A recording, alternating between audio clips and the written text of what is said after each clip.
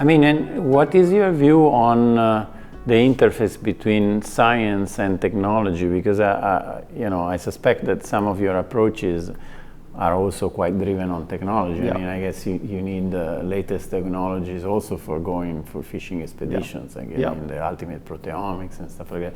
Is something you're developing in the lab, or you obtain that through collaborations? How do you deal with getting, the cutting edge technology for your science? So we develop technologies, and sometimes we either apply or we develop new technologies depending on kind of where we are and whether we can answer the question with the just standard tools.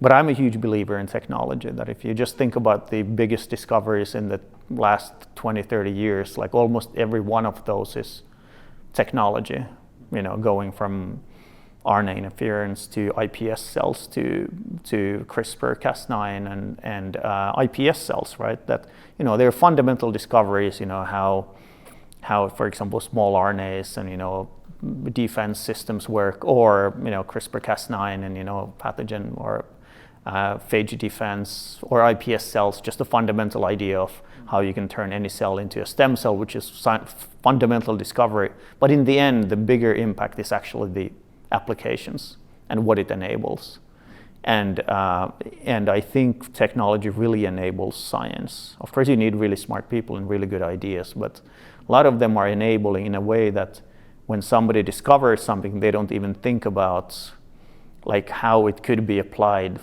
all the way, because there's so many smart people that will then figure out other ways of using it. Mm-hmm. Like if you think about next-gen sequencing, that sequencing genomes is amazing, but if you look at what people use next-gen sequencing now, it's like all kinds of things that you just count molecules by sequencing DNA, rather than you're not interested in the sequence itself per se, but you use it as a counting tool or something like that. And there's so many clever ways of doing it, and people who developed it certainly didn't have everything, probably didn't have all of that in their mind.